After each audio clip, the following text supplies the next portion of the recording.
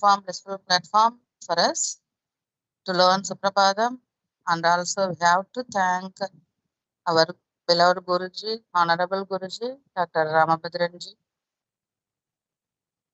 Sir, can we do the prayer, sir? Yes, yes, yes.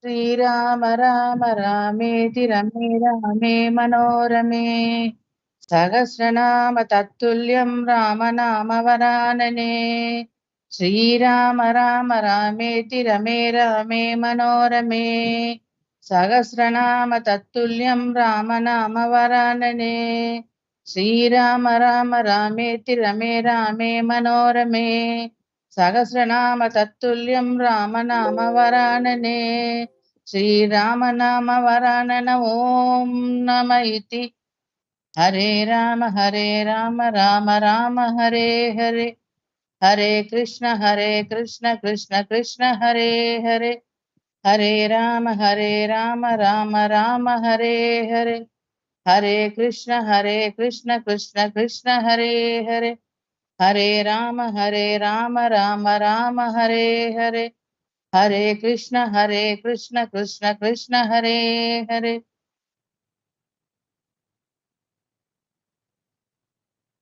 Now I would like to call Sidhuji to do the pledge. Aruna ma'am, please do the pledge. Thank you. I, Aruna, residing at Brampton, Ontario, Canada, will be taking Sri Vishnu Sahasranamam forward to the future generations. I will seek God's blessings before I start my day. I will hold my parents and gurus in highest esteem and treat them as God. I will let elders be my guide and respect all women as I would my mother. I will strive for purity of heart, soul, and the environment. I will uphold the honor of my motherland and strive for harmony. I will be a guardian of my family, social, and cultural heritage. With this pledge, I start my chanting. God bless me, help me, and guide me. Thank you. Harihi Om. Shuklam Bharadaram Vishnum Shasivarnam Chaturbhujam Prasannavadanam Dhyayet Sarva Vignopashantaye Lakshmi Natha Samarambam Natha Yamuna Madhyamam Asmadacharya Pariyantam Vande Guru Paramparam Vina Venkatesham Nanato Nanatas Sata Venkatesham Smarami Hare Venkatesha Prasida Priyam Venkatesha Prayacha Om Namo Venkatesaya. My pranams everybody. So let's start with chanting the slokas from 1 to 5. So first volunteer can chant sloka number 1.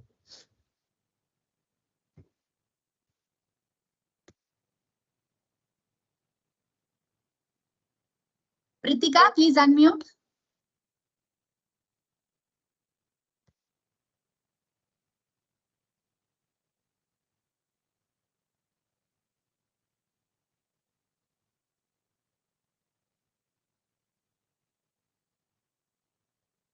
Pritika ji, please mute. Please unmute.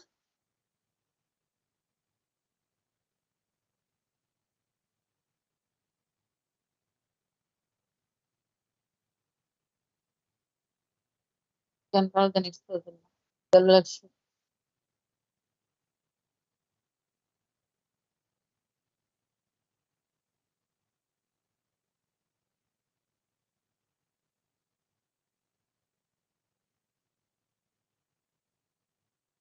Surya Lakshmi.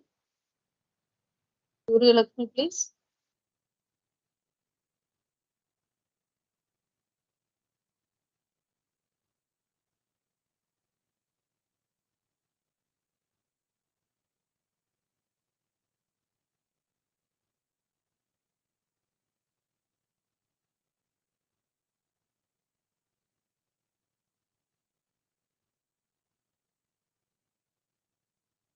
Move on to the next person.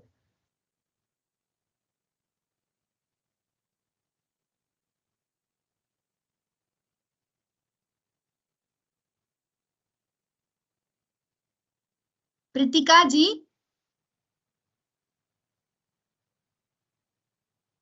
Can you able to hear me? Please unmute. Jayashree? Yes, ma'am. Jayashree Namaste. Jeevalayam. Yes, please unmute. Namaste, Hello? Guruji. Can you listen to me? I'm Surya Yes, yes. Lakshmi. Can you listen? Yeah, yes, we are able to hear Yeah. you. Okay. Namaste, sir. Namo Narayana. I'm Namo Surya Lakshmi from Guntur. Yeah. Okay. The first sloka, sir. Yes. Kaushalya Supraja Rama Purva Sandhya Pravartate Uttishta Narashardula Kartavyam Daivamahnikam. Thank you. Next person.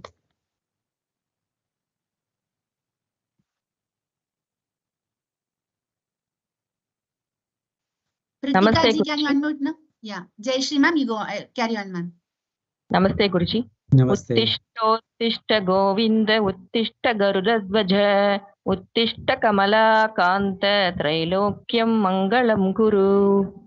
Good. Next person.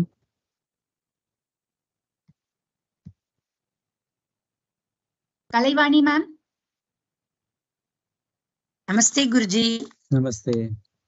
मादः समस्त जगतां मधुकैटभारेः वक्षो विहारिणि मनोहर दिव्यमूर्ते श्री स्वामिनि सृदजनप्रियदानशीले श्री वेङ्कटेश दैदे तव सुप्रभातम्. Okay. Next person. Thanks. Bala Soundari ma'am. Om Namo Narayana. Om. तव सुप्रभातमरविन्दलोचने भवतु प्रसन्नमुखचन्द्रमण्डले विधिशङ्करेन्द्र वनिताभिरर्षिदे वृषशैलनाद धयिदे दयानिधे. Okay. Thank you. Next person. Hema Lakshmi ma'am. नमस्कारं. Namaskar.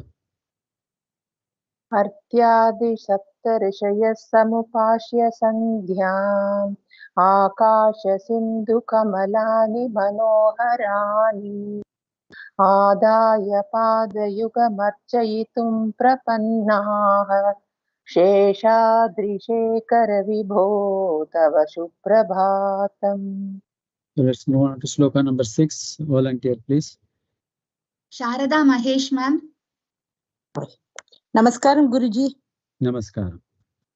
Panchananabja पञ्चाननाब्ज पञ्चाननाब्ज Bhavashanmukha भवषण्मुख भवषण्मुख Vasavadhyaha वासवाद्याः वासवाद्याः Traivikramadi त्रैविक्रमादि त्रैविक्रमादि Charitam चरितं चरितं Vibhudaha विबुधाः विबुधाः Stuvanti सुवन्ति सुवन्ति Vashapatif भाषापदि भाषापदि Patati पठति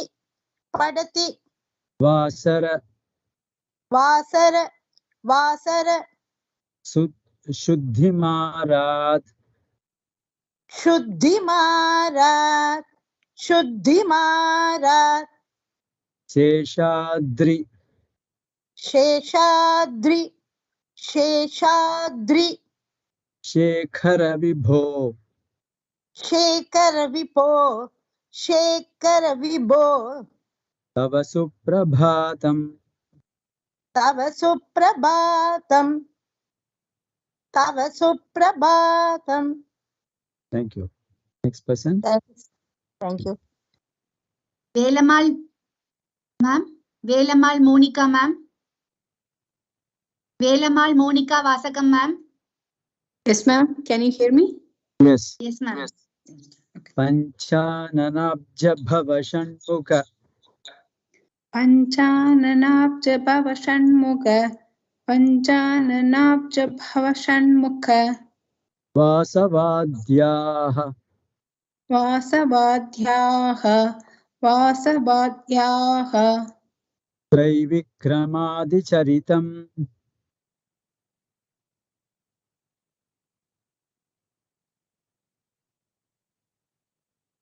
Ma'am, please unmute. Velamal ma'am, please unmute your now. त्रैविक्रमादिचरितम् विबुधास्तुवन्ति विबुधा सुवन्ति विबुधा सुवन्ति Vibhudas is in between, there must be two is. Vibhudastuvanti. विबुधा सुवन्ति विबुधा सुवन्ति Bhashapatih patati. भाषापतिः पठति भाषापतिः पठति Vasarashuddhimarat. वासरशुद्धिमारात् वासरशुद्धिमारात् Seshadrishekhara vibho. शेषात्रिशेखर विभो शेषात्रिशेखर विभो Tava suprabhatam. तव सुप्रभातं तव सुप्रभातं. Good. Next person. Thank you. Pratham Annadanam, please. Namaskaram, Guruji. Namaskaram. Panchananabja bhava shanmukha vasavadhyaha. Panchananabja bhava shanmukha vasavadhyaha. Panchananabja bhava shanmukha vasavadhyaha. Traivikramadicaritam vibudhastuvanti. Traivikramadicaritam vibudhastuvanti. Traivikramadicaritam vibudhastuvanti. Bhashapatih patati vasarashuddhimarat. भाषापतिः पठति वासरशुद्धिमारात् भाषापतिः पठति वासरशुद्धिमारात् शेषाद्रिशेखर विभो तव सुप्रभातम्. शेषाधिशेखर विभो तव सुप्रभातम् शेषाधिशेखर विभो तव सुप्रभातम्. This guy is Mahaprana Shekhara Vibho. Okay, Guruji. शेषाद्रिशेखर विभो तव सुप्रभातम्. Okay, thank you. Next person.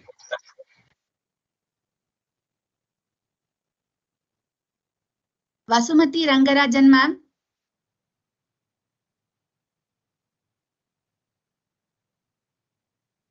Please unmute ma'am. Vasumati ma'am. Yes, ma'am. Okay.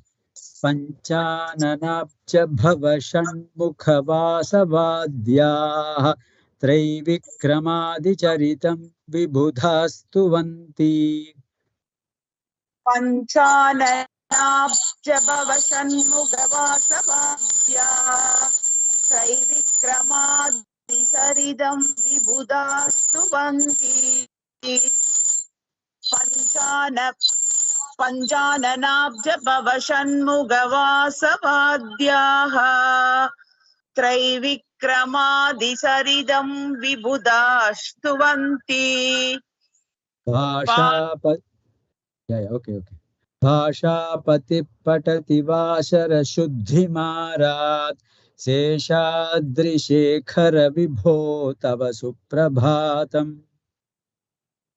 Bhashapadish padati vasarasuddhimarat Bhashapadish padati vasarasuddhimarat Sheshadrisegara vibho tava suprabhadam. शेषाद्रिशेखर विभो तव सुप्रभातम्. Thank you, Guruji. Bhatam, huh? Bhatam, not the Bhatam. Okay, right. Okay, next person. Devika Menon. Bhasha padishpadadi vasara suddhi imarat. Devika Menon. Shekara Vibho. Yeah, I'm here. Okay, full sloka. Panchananabja bhava shanmukhavasavadhyaha त्रैविक्रमादिचरितं विबुधास्तुवन्ति भाषापतिः पठति वाशरशुद्धिमारात् शेषाद्रिशेखर विभो तव सुप्रभातम्. Hari Om Guruji. Hari ओम्. पञ्चाननाब्जभवषण्मुखवासवाध्याः त्रैविक्रमादिचरितं विबुधस्तुवन्ति भाषापटिः पठति वा सरशुद्धिमारात् शेषाद्रिशेखर विभो तव सुप्रभातम्. पञ्चाननाब्जभवषण्मुखवासवाध्याः त्रैविक्रमादिचरितं विबुधस्तुवन्ति भाषापटिः पठति वा सरशुद्धिमारात् शेषाद्रिशेखर विभो तव सुप्रभातम्. Only one small correction. Vibudha is dirgham. Vibudhastuvanti. Okay. Okay, thank you, Guruji. So let's see the meaning of this sloka. Panchananabja bhava. Pancha anana abja bhava. Bhava refers to Lord Shiva, Parameshwara. Panchanana has got these 5 heads. Panchanana. So that means the Shiva has got these 5 heads. Abja means this api jayat. That means the apaha adbihi jayate. That means one it has come from the water, which is refers to the lotus. So he's sitting on a lotus flower, that Lord Shiva. Then Shanmukha. Shanmukha is the Shiva's son, this Kartikeya. He has got these 6 heads. Shanmukha. Shat means 6 faces. So that means he has got 6 heads. The Lord Kartikeya. So that means Shiva and Kartikeya. Vasavadhyaha. Vasava refers to Indra. So that means Lord Shiva, Lord Kartikeya, Lord Adhyaha means beginning from them. That means there are several other deities like Agni, Varuna, then Yama. All these devatas are also led by Lord Shiva, Kartikeya, as well as Lord Indra. Adhyaha means that is beginning. That is, they are being led by these people, all these devatas. What are they doing? Trivikramadi Charitam. Charitam means the story. Trivikrama Adi. Adi beginning from this Trivikrama. Bhagavan's Trivikrama Avatara. Bhagavan, when he came as Vamana Murti, he asked that the land measured by 3 of his feet from this Mahabali. And then Mahabali gave him that, he gave that one. The idea was Bhagavan to take the Mahabali Chakravarti had taken the Indra Loka from him, from Indra, and about this his mother Aditi Devi prayed to Bhagavan that he wants this Indra Loka to be restored to Indra. So that is the reason why he comes as Vamana. Then he measured. Then he rose to the entire sky, and then he measured the entire the whole universe with just 1 of his feet. Then the second feet he measured the entire the planets in the sky, and then he asked Mahabali, where is the place for my 3 feet? 3 feet. You said you are the Lord of all the 3 worlds. I have already measured by 2 of my feet. Where is the place for my 3rd feet? And then Mahabali immediately, his pride was humbled. Bhagavan's idea was he was such a great devotee of Bhagavan himself. Mahabali is a great devotee of Bhagavan himself. But then he had this huge, the great amount of pride, and therefore, in order to curb his pride, he came as this Vamana Avatara. And then Mahabali immediately fell at his feet and said, Bhagavan, if you have, I'm only requesting if you have grace on me, you can place the 3rd feet on my head, because he's already been measured when he has measured through this, he's measured this earth. But once again, then he's requesting if you have the compassion on me, you can place the 3rd feet on my head, and Bhagavan placed it on the 3rd head, and subsequently he gave him the Sutara Loka and all. That is the story. So that story is being recited by all these, this Shiva, Kartikeya, as well as this Indra. So Trivikrama. Krama means feet. Vikrama, special feet. 3 Vikrama, the 3 feet. So the land measured by 3 of his feet. That's why it's called as Trivikrama. Trivikrama Adi begins. It is not only they are talking about Vamana Charitam. Beginning from Vamana Charitam, several Charitams, several the several incarnates of Bhagavan is being Vibhudaha. all these people know about all these various, the Bhagavan's various avatars, Tuvanti, they are all praising Bhagavan. So they have come to this Tirumala. They started praising Bhagavan of all the various avatars of Bhagavan as such, Vaman avatar and so on. Then what is next happening? Bhashapatihi. Bhashapati refers to Patihi, means the Lord. Bhasha, who is the Lord of these languages or the words, is the Brahaspati. That is the Devaguru. Devaguru is the Lord of the gods is called as Brahaspati. So he is the person, Brahaspati Patati. He's reading, what is he? He's reading? Vasara Shuddhi Mar. Arat means from a place, from a distance. He's reading this. Vasana means Panchanka Patanam. Shuddhi, when you read every day, you're supposed to read the Panchanka Patanam. That is what is the today. The Panchanga is Titi Vara Nakshatra Yoga Karanam. So what is today's Titi? What is the today's Titi Vara? What is the day today? Nakshatram. Then Titi Vara Nakshatra Yogam. What is the Yogam and what is the Karanam for that? So these are the 5 things that everybody is supposed to read in the morning. They read before in front of, even today, there is a Panchanga Patanam in front of Lord Venkatesa. So this Devaguru, Brahaspati is reading it for the sake of what? Shuddhi. That means once a person starts reading the Panchanga Patanam every day, that means the day becomes pure for him. So Shuddhi Maharat, that's what he's doing it for the sake of, bringing purity to the whole day. So Bhasha Patati Vasara Shuddhi Maharat, Seshadri Shekara Vibho Tava Suprabhatham. So that means Sesha Adri. The Sesha is the Adi Sesha. Adri, the hill on that, the hill himself represents Adi Sesha on that peak of that Shikara. Bhagavan is standing there, and then let there be auspiciousness to you on this particular day. That's what is being talked of in this sloka. So, just to summarize, Lord Shiva, Kartikeya, Indra, all those people and all the other deities are all coming and then standing in front of Bhagavan. They are praising Bhagavan with respect with several charitras of Bhagavan like Vaman Avatar and so on. Then from a distance, this Devaguru Brahaspati is also reading the Panchanga Patanam for purifying the day. And then, oh Lord, says Lord Venkateswara, all these things are happening. Please get up and let it be auspicious to you. So that is what the meaning of this particular shloka is. Let's move on to the next shloka, shloka number 7. First volunteer. Amuda Sarathi.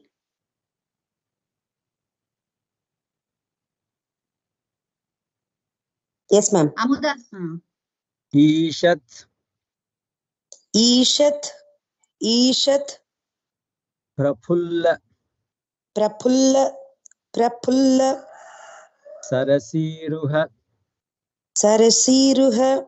Sarasiruha.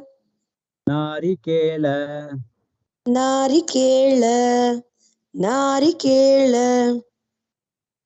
Bhukadrumadi.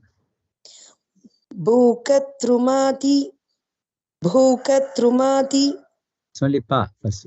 Bhukadrumadi.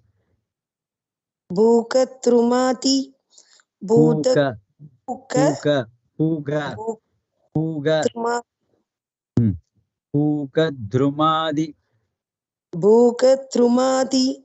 Not boo. Not boo. Poo. Bhukatrumati. Sumanohara. Palikanam. Avati. Manda. Manilasaha.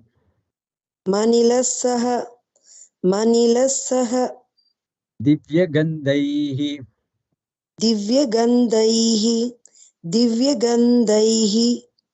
Sheshadri Shekhara Vibho.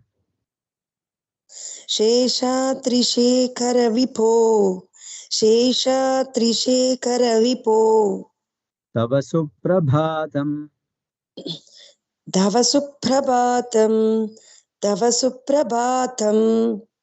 Okay, good. Next person.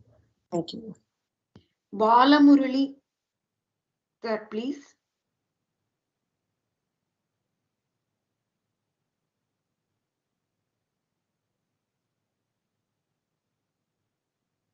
Kalaivani ma'am. Kalaivani ma'am, please unmute ma'am. Om Namo Narayana. Om Namo Narayana. Ishat Prafulla Sarasiruha Narikela ईषत् प्रफुल्ल सरसीरुहनारिकेल ईषत् प्रफुल्ल सरसीरुहनारिकेल Kadrumadisu Manohara Palikanam पूगद्रुमादिषु मनोहरपालिकानां पूगद्रुमादिषु मनोहरपालिकानाम् Avati Mandamanilasaha Divya Gandhaihi आवाति मन्दम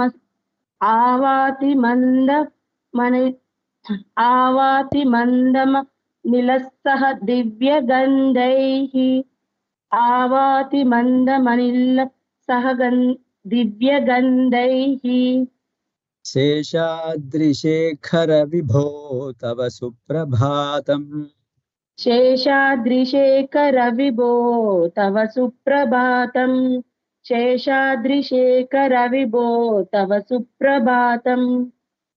Okay, good. Next person.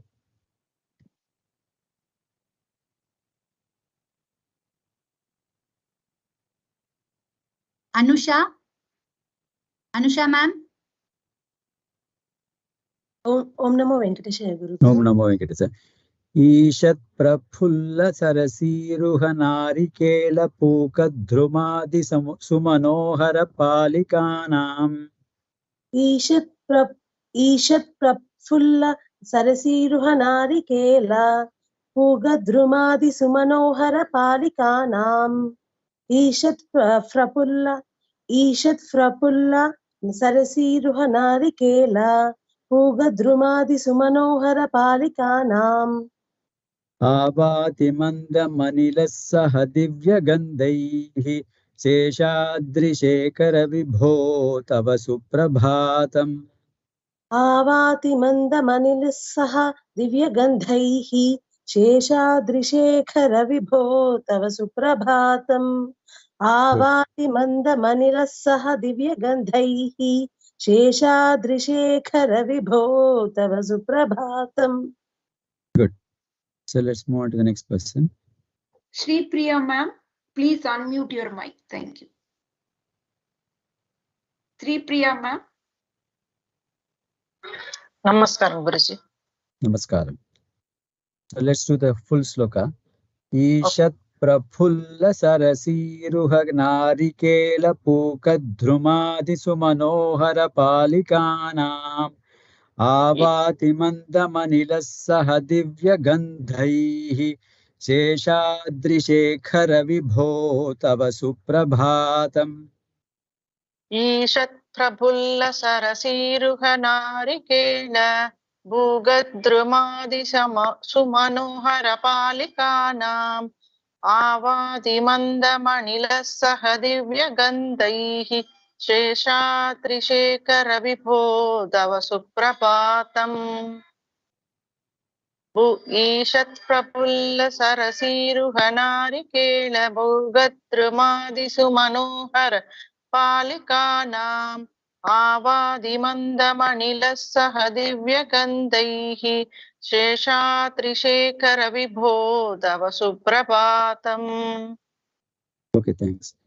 So only thing, please note that the Prafulla, it is the Mahaprana. Ishat Prafulla. So that means that is only most of the people make that mistake. Anyway, you can practice it. Now let's see the meaning of this sloka. Ishat Prafulla Sarasiruha.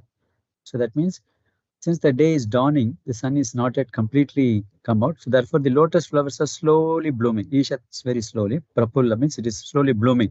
Sarasiruha means that means the lotus flowers are slowly blooming because the sun has not completely come in. Narikela Puka Dhrumadi. That means all these coconut trees, then the arcana trees, this Pakamaram. Tamil Pakamaram, that is this betel nut, these trees. Then all these things are very auspicious. Coconut trees, the betel nut trees, all these things, Sumanohara, they are all looking so beautiful on the banks of that, on that lake, in Tirumala. Palikanam, there are several trees. So that means that it is full of, the Tirumala itself is a forest. So there are a lot of coconut trees, arcana trees. Then they are looking so beautiful to look at. And on the pond, the lotus flowers are slowly blooming. They are slowly opening up their petals. So that sight itself is so beautiful to look at. Avati manda manila sahadivya gandhi. Avati means that it's flowing. What is the wind is flowing. Mandam, very slowly, gentle breeze. Gentle breeze. Anilaha. Anila means the breeze, the air. The air is slowly, gently breezing. Saha. Divya gandhi. They are doing along with the divya. That means all these lotus flowers, the fragrance, then the trees, fragrance, all these fragrances, the beautiful, this very divya gandhi means very auspicious, this aroma. When the wind is blowing, along with that, it is taking all this good smell, good aroma along with it, so that it is blowing into the temple.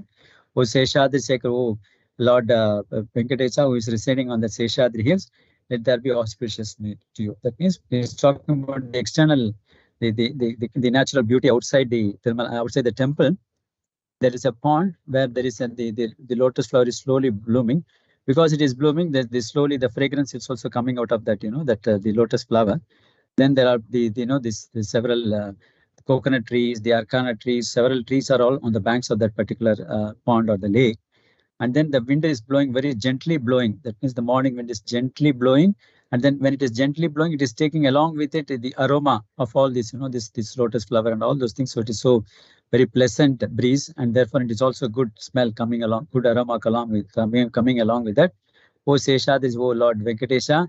So it's all indication that the day is dawning. So please get up, and therefore you'll have the auspicious new once you get up in this on this morning. So that is what is the meaning of this particular sloka. So we're complete at 6 and 7. We'll continue it tomorrow. So let's go for the closing prayer. Sindhu ma'am, could you please recite the ending prayer for us today? Thank you. Thank you, ma'am. Shri Rama Rama Rameti Rame Rame Manorame Sahasranama Tattulyam Rama Nama Varanane Shri Rama Rama Rameti Rame Rame Manorame Sahasranama Tattulyam Rama Nama Varanane Shri Rama Rama Rameti Rame Rame Manorame Sahasranama Tattulyam Rama Nama Varanane Shri Rama Nama Varanana Om Nama Iti Hare Rama Rama Rama Hare Hare Hare Krishna Krishna Krishna Hare Hare Hare Rama Rama Rama Hare Hare Hare Krishna Krishna Krishna Hare Hare Hare Rama Rama Hare Hare Hare Krishna Krishna Krishna Hare Hare. Sarvam Shri Krishna Arpanamastu. Thank you so much, Guruji. Thank you. So Thank you keep so much, practicing Guruji, it for the explanation. every day. If you practice 2 slokas, it becomes easy for you, so that you'll become perfect at it. So once you complete Suprabhatham, you'll be able to chant beautifully. Also post your questions. I think yesterday I couldn't complete the questions, so I'll do it today. So post whatever questions that you have on the Google Sheet. I'll try to answer them today. Om Namo Venkatesa. Guruji, Thank you so much, Guruji. Guruji, Yeah. small request, sir. Yes. I'm the student of VISVAS, and I have learned Vishnu Sahasranamam very well, sir. And I thought of doing this, and I have posted, sir, in YouTube Vishnu Sahasranama Stotram by R. Surya Lakshmi. Sir, please listen, sir, and bless me, sir. Okay, sure. Please, in YouTube, sir. And if all the members also, if they listen and they give good wishes and blesses, it is a great blessing, sir, for me. I have tried my level best, sir, and I have posted, sir, Vishnu Sahasranama Stotram. How I have learned the full thing, I have projected, sir. So you are the elder person. If you bless me, it is a great boon, sir. Sure. And also the other members also, I request everybody, please listen and tell me your opinions. Okay, thank you. Thank you so much, ma'am. Thank you so much, Guruji. Thank you. Dhanyavad. Thank you, Guruji.